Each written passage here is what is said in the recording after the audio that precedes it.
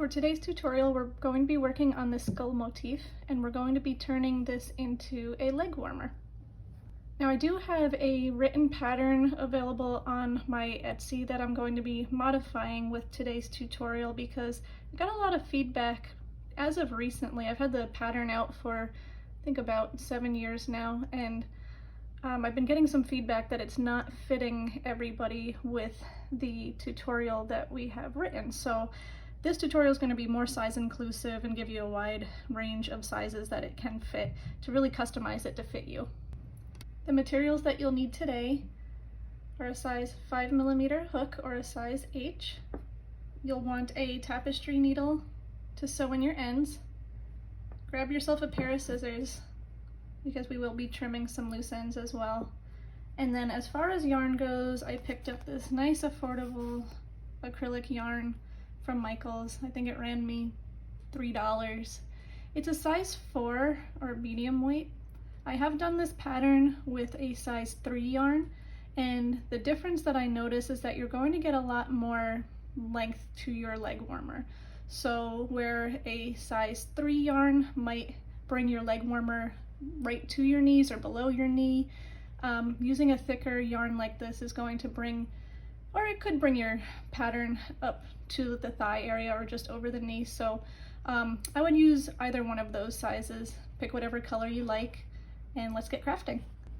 Please do not mind my slightly wrinkled zombie pinup backdrop here.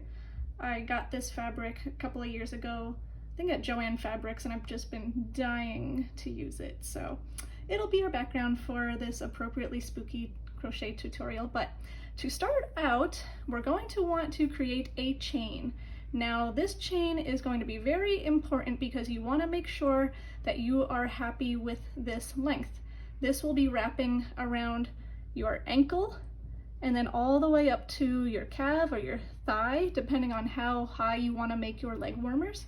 So you definitely want to make sure that you give yourself enough length that you're satisfied with to fit your body.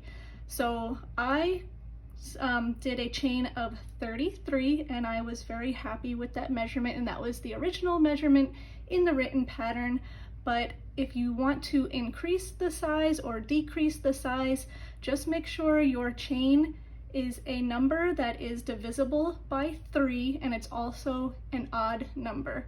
So for example, you could do 33 chains, you could also do 39, you could do 45, you could do 51 or 57. So go ahead and look up a chart on Google of numbers that are divisible by 3 and pick an odd one. So like I said, I started off with 33. Okay, so after you've done your chains, we're going to work kind of like a foundation row of single crochets. So I want to make sure that I have the same amount of single crochets as the amount of chains that I did. So if I ended on 33 right here, I want to chain up 1, and I want to single crochet into that 33rd chain there. So I'm going to skip this guy that I just made. I'm going to go into the top loop of that 33rd chain here, and I'm just going to make a single crochet. So I have 1 single crochet. I'm going to go into the next chain, go into that top loopy loop there, and work another single crochet. And I could either keep count the whole time that I go down my row of chains here, or we could count at the end to make sure that we have the same number of single crochets as the chains. So I'm going to work all the way down to the end, make sure that I have 33, and you just make sure it matches your number of chains. So go all the way to the end and I'll meet you back. This is what you will be left with after you do that foundation row of single crochets. Do not be concerned if yours did a little curly Q.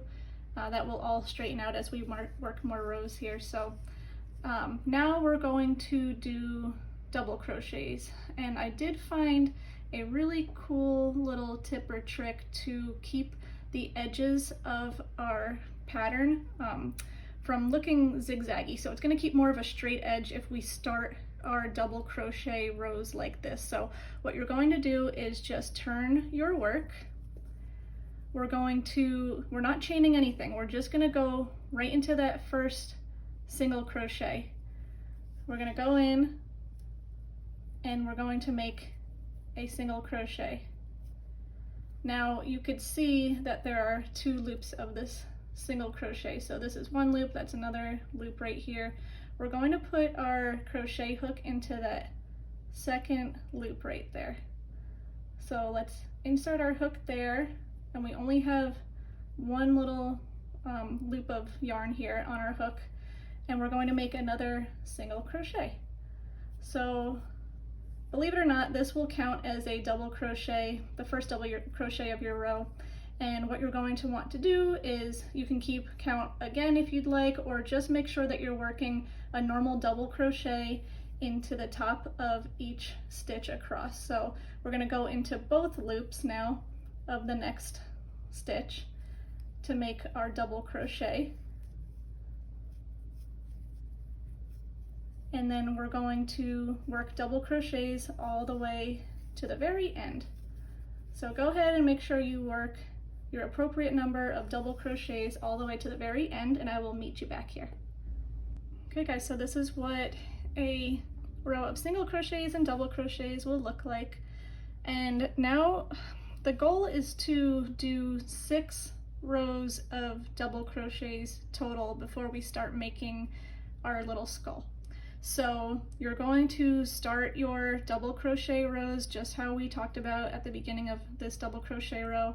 You're not going to chain anything right now, you're just going to turn your work, and you're going to work into that first chain here. So we're going to go in under both loops to make a single crochet, and then we're going to go into that second loop right here, and we're going to work another single crochet to count as our first double crochet of this row. So now just continue making your normal double crochets all the way down, and I want to show you how to work into those funky double crochets. So I'm going to meet you all the way down at the very last stitch to show you how to finish off that row of double crochets, and then you'll just repeat that until you have 6 of these double crochet rows. Okay guys, so we made it to the end, and we're going to work into this funky cluster that is our kind of mock double crochet. If you turn to the side, I guess you can kind of see that there's like this little V here and then this V here. We just want to work into that upper V, so we're going to do our double crochet by yarning over, and we're just going to insert our hook, making sure that we go underneath that little V there that makes up the top of that double crochet. So we're just going to finish off with our last double crochet, and then to work our 3rd row of double crochets, we're going to start as we usually do by turning our work, inserting into that first stitch under both loops here, doing our single crochet, then going under the 1 loop here to do our 2nd single crochet to make our funky little double crochet, and go ahead and just repeat what we did for that last row, and you're going to want to work 6 in total. So this is our 3rd, and so let's just go ahead and do 6 of them. This is what you'll be left with after you work your 6 rows of double crochets, and then this next part is where we're going to start figuring where we're working our skull motif. So in order to do that, you should find your center stitch, and I'll show you on a finished legging what we're going to be working with here. So we're going to be working on this part here. So this is a total of 9 stitches that we've skipped in order to make this next double crochet row and chain of 9 and double crochet. So this is what we're going to be working on next. If you've done 33 stitches like I kept count with, then you'll want to work 12 double crochets, and then that'll bring you to the start of your 9 stitches that you're going to skip. Otherwise, you could find the middle, say it's this one here. You're going to you could mark that, but then you want to make sure that you're also going 4 stitches to the right, 1, 2, 3, 4. You could, pull that stitch up or use a stitch marker. And then you also want to go 4 stitches to the left of that middle stitch. So 1, 2, 3, 4. So you're going to have that set of 9 stitches marked off so that when you start working your double crochets, you are going to stop at that point. So let me go ahead and work mine right now and I'll show you what I mean.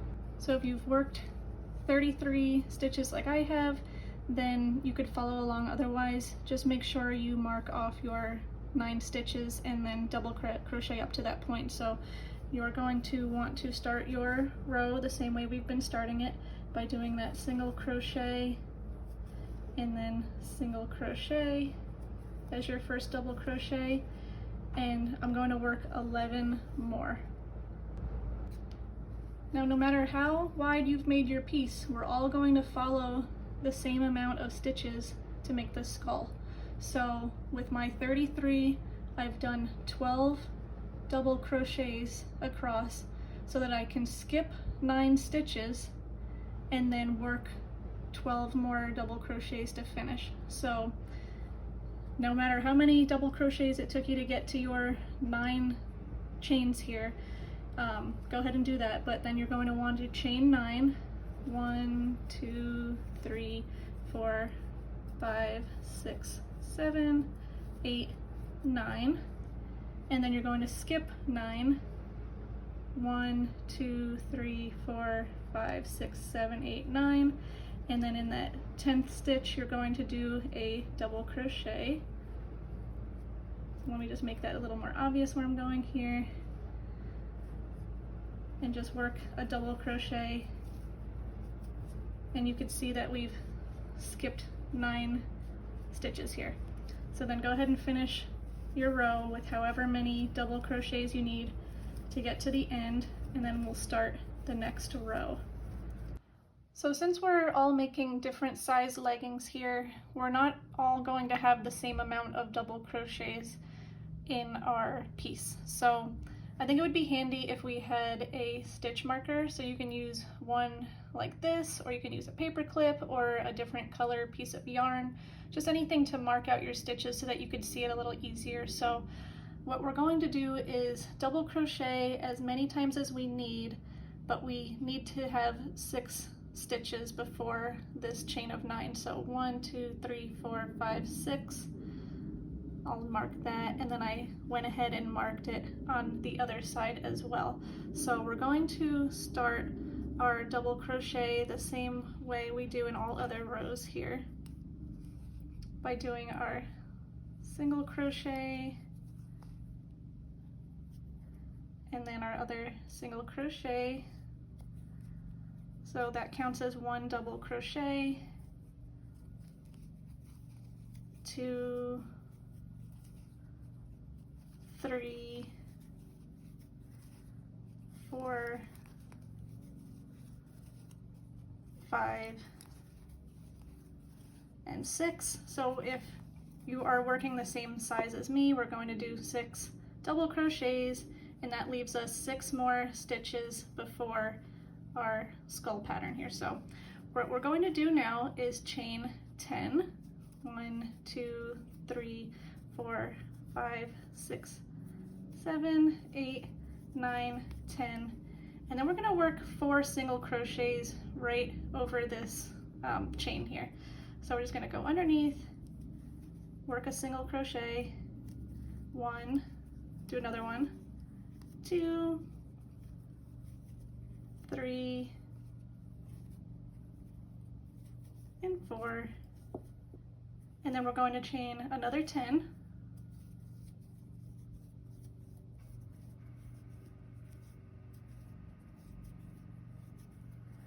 And then I went ahead and marked the 6 stitches, so 1, 2, 3, 4, 5, 6. And then in that next stitch, we're going to finish our row with double crochets. So go ahead and just finish with your double crochets, and we'll move on to the next row together. Luckily, our row 3 of the skull motif is going to be kind of similar to the previous, so we don't have to do any counting. What we're going to do is just turn our work here, and you're going to work the same amount of double crochets as you did in the previous round. So go ahead and work your double crochets, and in my case it was 6 of them. And then we're going to do a chain of 10 again, which is nice. So you could see we work the same amount, chain 10,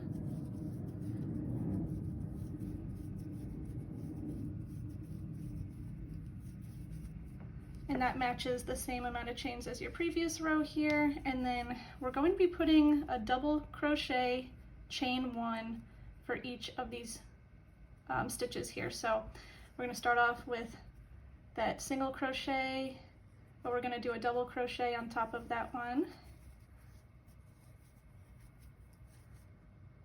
and then we're going to chain 1.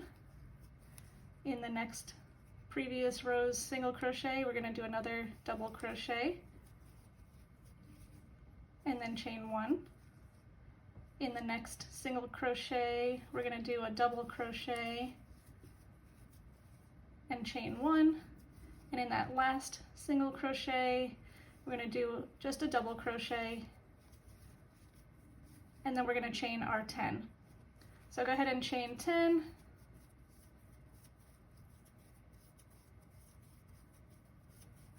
and then we're just going to do a double crochet for every double crochet in the previous round. So just do 1 on top of each stitch here until you reach the end. Okay, now we'll start with row 4. So as always, we're going to turn our work, and we're going to start off with our mock double crochet here in our first stitch. That will count as our first double crochet, and then we're going to do double crochets, but we're going to leave 1 out here. So in my case, I'm going to do 5 in total.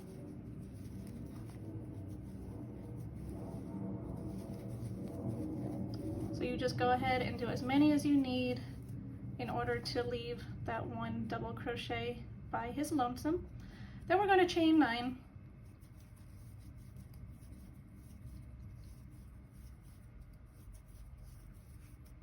So we have that chain of 9, and then in that previous row's chain of 10, we're going to put 2 single crochets. So I'm going to go underneath here, make a single crochet. So that's 1, and we're going to make another single crochet around that chain there. And then we want to put a single crochet on top of each double crochet and in its chain space. So I'm going to do another single crochet, and then in that space, I'm just going to go underneath here, right into that space, make a single crochet, and then on top of that double crochet, make another one. In that space, we'll make another one here. On top of the double crochet, do another single. In that space, do a single crochet, and then go ahead, don't forget about that last double crochet, do a single crochet on top of that. And now we're at the chain of 10. We're going to do 2 single crochets under that chain.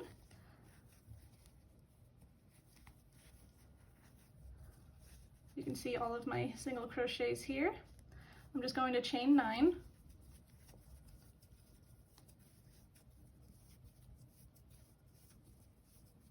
And then we're going to skip that 1 chain here, and we're just going to double crochet to the end. So it's really just mirroring one side to the other here. So go ahead and finish your double crochets, and we'll move on to row 5.